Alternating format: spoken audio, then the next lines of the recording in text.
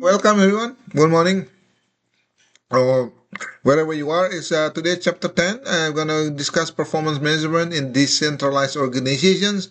This is using the introduction to manual accounting book, 10 editions, owned by McGraw-Hill. All right, let's start that.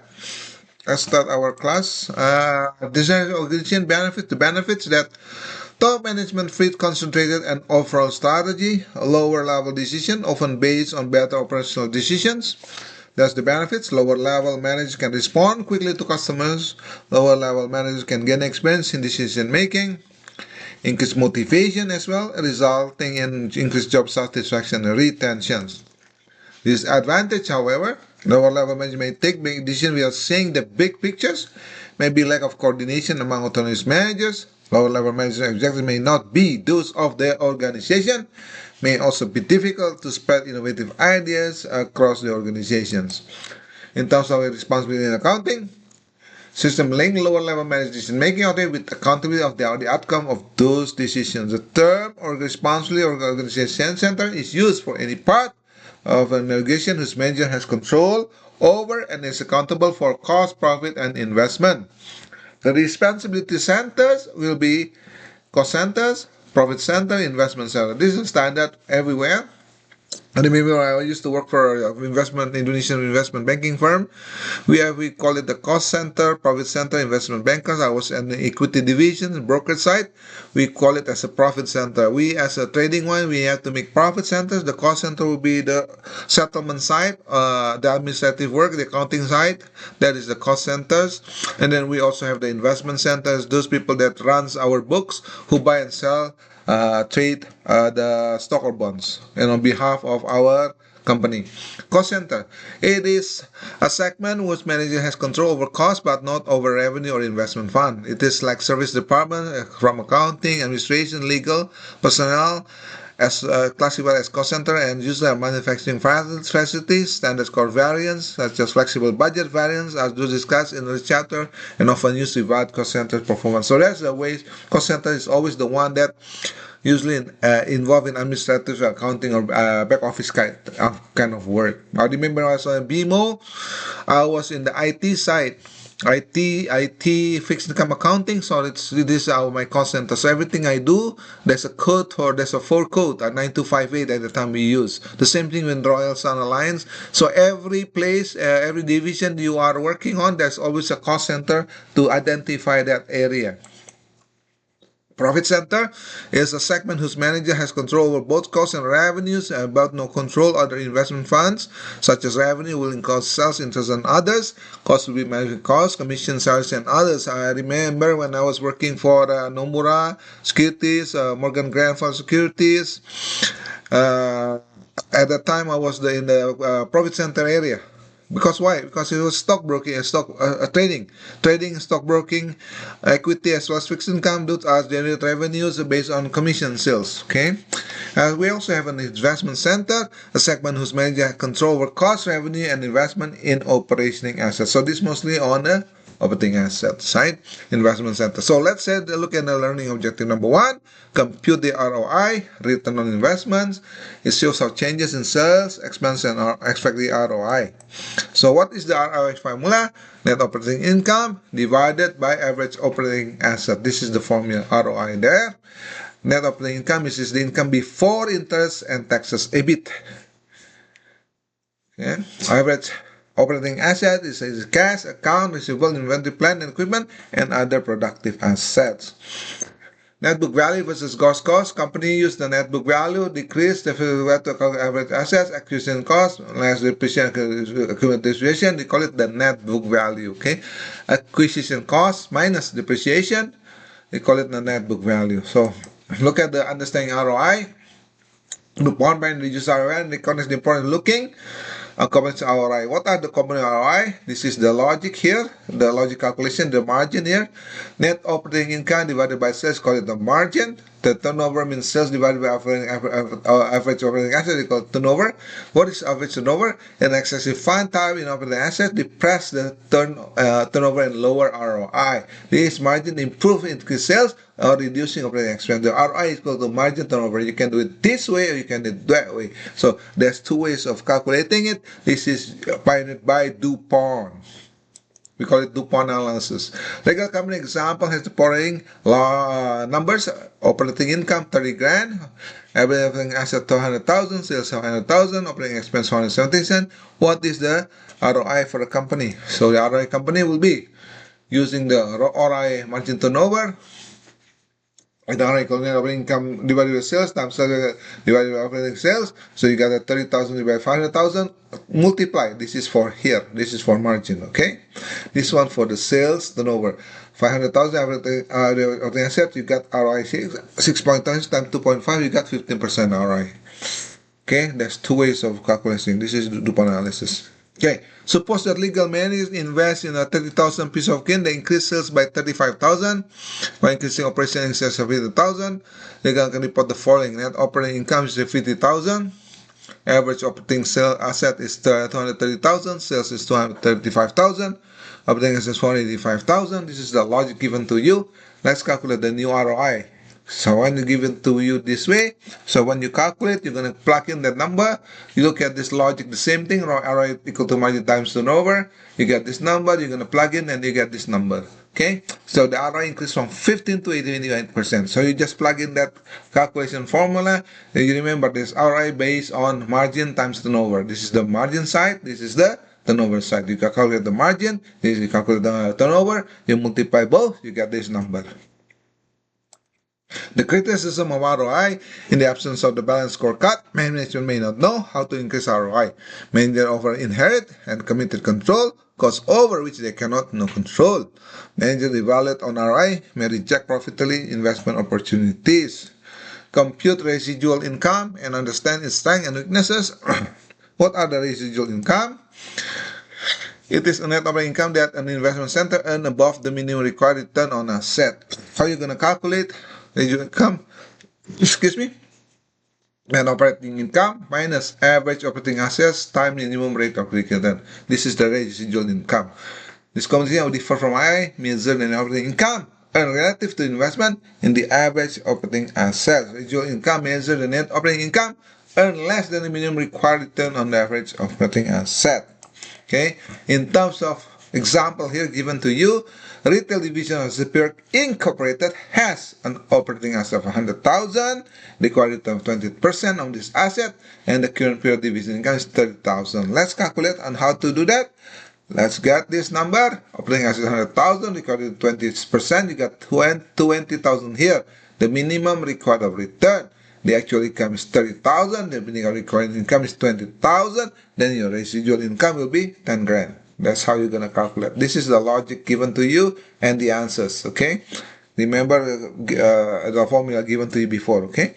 So, let's look at the following slide. Next slide. Residual income. Management makes profit to investment that will be rejected by manager using ROI. Okay, this is residual income encouraged made to make profit investment that would be rejected by managers by using ROI. So this is a good example here given to you. Concept check 1. Division rep top has a net income of 60,000, an average operating asset of 30,000. The current income is 50,000. What is the division ROI? A, B, C, or D? So the division ROI will be, right, 60 divided by 10,000, you get D. Okay, this is 160 divided by 10,000, you get that, okay, D. So what's the division wrapped up? Net operating income is 60,000. Operating assets is 300,000. If managed division is divided by ROI, we'll see when to make an investment 100,000 divided by operating 100,000 per year. Yes or no? The answer will be yes or no. Okay. Answer will be no. ROI is in 78,000 divided by 400,000. You get 19.5%. This lowered the ROI from 20 to 19.5%. So that's the reason why. Okay, this no. Okay, number 3. Company required return is 15%. Would the company manager of a red one owing division make an investment 100,000 that would generate additional net operating 18,000? Yes or no? Okay, let's look at the logic. What's your answer? Yes or no? A or B? The answer will be 18%. Yes. Why? How are you going to calculate 18,000 by 100,000? You get 18,000% here, but required return is 15%. So it is higher than the required return. So your answer will be A. Okay. Look at the next one. Concept chap. Concept chap is number 4. Division by average Redmond owning. Operating income 60,000. Has an average operating assets 300,000. Recorded at 15%. So what is your division regional income? A, B, C, or D? What's your answers? The answer will be C. Now operating income is 60,000. Required return will be 15,000 by 300,000. Where you got 15,000? It's come here. Operating asset here. Then you got 45,000. Required return. So residual income will be 15,000. That's how you answer these questions. Okay. Third one. The next one. The manager of Redmond owning is valued based on the residual income. So you will want to make investment 100,000. What would generate residual net working income? 18,000 per year. Yes or no? What's your answer? Okay, it should be. The answer is yes. Okay, 78,000 every income. Less recorded return 15% times 400,000, which is 60,000. Residual income is 18,000. Yes, there's an increase of 3,000 in residual income. Okay, because remember compare the 15,000 there. Okay. Alright, okay, let's look at the next one. The residual income approach has one major disadvantage. It cannot be used to compare the performance of division of different sizes. Look at these sizes. Example, retail and wholesale. Retail, wholesale, you got 200,000 here. Retail, you got 20,000. Required return here, 200,000. Retail, 10,000. Wholesale is 20,000. This is your actual income, 30,000 minus 10,000 here for retail. And then wholesale, you got 20,000. Where you get that number coming from? This is your actual income. You got 200,000, you got 20,000. Okay? Okay, look at this. The residual income numbers suggest that the whole division outperform the retail division because the residual income is 10,000 higher. However, the earned ROI is 30% compared to ROI in the wholesale division. The wholesale division is larger than the rest simply because it's bigger divisions. So that's where the logic coming from. Okay, guys? Here you got, in terms of residual income, 20,000 is much higher. But the thing in terms of ROI is much smaller, right? Because it's ROI retail is 30%, ROI wholesale is 20%. Okay? Alright, let's compute the in time in terms of money cycle efficiency. You got order received, example. You get a wait time here, and then production will start, and then good is shipped. This is what usually done in you want to order a new Toyota, new car. This is just in time inventory. This is the way they do it. Order received, there's a wait time. Production started, there's a process time, inspection time, move time, PU time. With ship toward the time, there's a delivery cycle time. This is process time and the only value at that time. Process time equal to value at the time.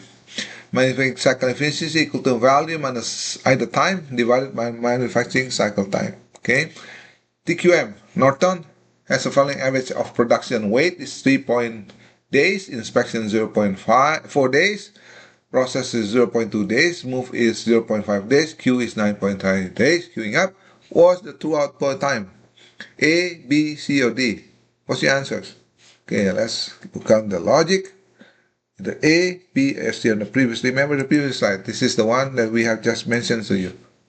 Okay, this is the logic. Okay, the recycle time. So we need to calculate what's the true out time. The answer will be A. Process inspection move plus Q 0.2 plus inspection 4 plus move 0.5 Q 9.3 days. Okay, 10.5 times. This is throughput time. Remember, this is throughput time. So another the same concept here. What is the delivery cycle time? The CT will be either A, B, or C, or D. DCT will be, remember, this is the delivery cycle time will include the wait times. Okay, this is equal to wait time plus dwell time, which is 13.4 days. So you see the difference between the two concepts. The first one is dwell time. They do not include the delivery, the wait times. Okay, the next one will include the wait times. There you go, DCT. So you see the difference there. All right. Okay, look at the next one. Manufacturing cycle time. It has the same kind of concept. What is manufacturing cycle efficiency? Either A, B, C, or D. So if in terms of efficiency, you're going to calculate value of the time divided to our time equal to process time divided to our time, which is 0.2 days divided 10.4 days. Okay, they get 1.9%. That's how you get that number. Okay. Go back again. Look at you get what you get the 10.4 days coming from here. 2 point time. Okay. So you get that 1.9 is this is where you get that number 10.4. Okay, let's look at objective number 4. Management understand how to construct and use a balance scorecard. When you do a balance scorecard, you translate to performance measure, influence of employee understanding and influence. Performance measure as financial, internal business process, customer learning and growth. Excuse me. Learning and growth. Excuse me there. Excuse me. Performance measure in terms of financial, internal business process, customer and learning and growth. Okay, in terms of performance measure, there's a learning growth. Are we maintain our ability to change and improve? Internal business process, how have we improved the business process that we can deliver more value to customer? What is the internal business process? Are critical providing value to customer and their vision and strategy. Do customer recognize that we are delivering more value? Yes. If yes, how are we gonna win or retain them in terms of vision and strategy? Okay, let's say good value or not. Financial, has our financial improved? What are the financial goals in terms of vision and strategy? That's the key part. The balance scorecard relies. I remember when I work here in Canada. Most of the company from Royal Sun Alliance, BMO, Travelers, that we always use. In fact, we use a balance scorecard for our performance measurement. Financial measures are like indicators that summarize the result of past actions. Non-financial measures are leading indicators of future financial performance. The managers are only responsible for financial performance measure. The lower level manager, non-financial measures are more likely to be understood and controlled by lower level managers. Okay, the entire organization should have an overall balance scorecard. Each individual should have a personal scorecard should contain measures that can be influenced by the individual that being evaluated and is supported based in the overall balance scorecard. Okay.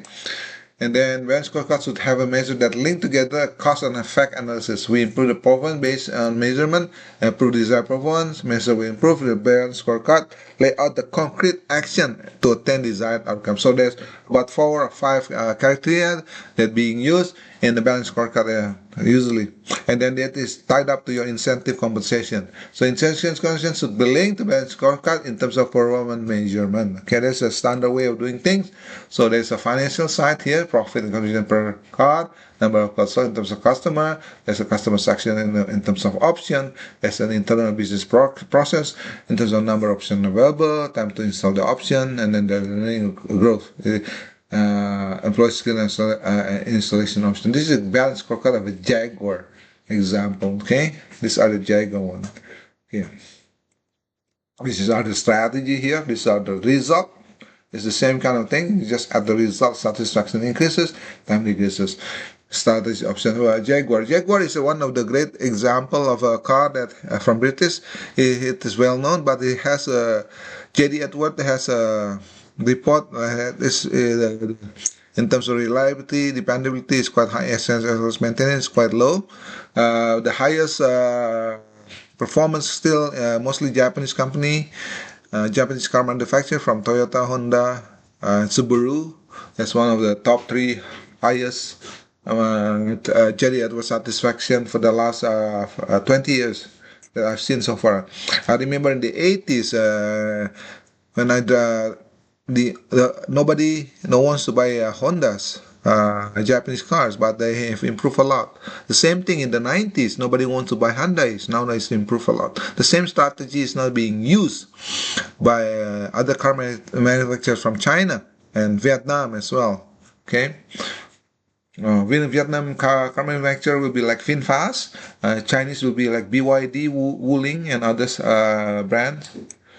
And then the result is based on car sold increases and satisfaction increases. I think there's no doubt about it that the Chinese EV in car industry is one of the best in the world. They have controlled Asia as well as Europe, but they have not penetrated the North American car market yet because of the tariff issue and then the blockage from the regulators. Result car sold increase, satisfaction increase. This is one of those things. And then result contributions per car is showing up here at the contribution per car. And then we have the result profit increase.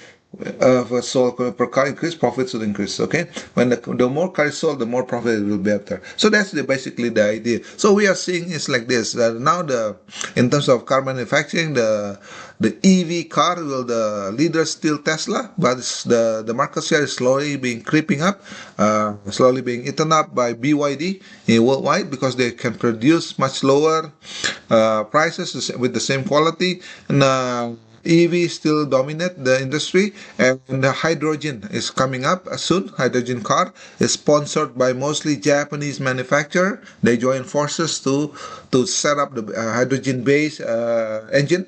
So we will see in the next few coming decades. There's a lot of changes. So what I'm still waiting is actually flying cars. So it's one of those concepts that has been in place.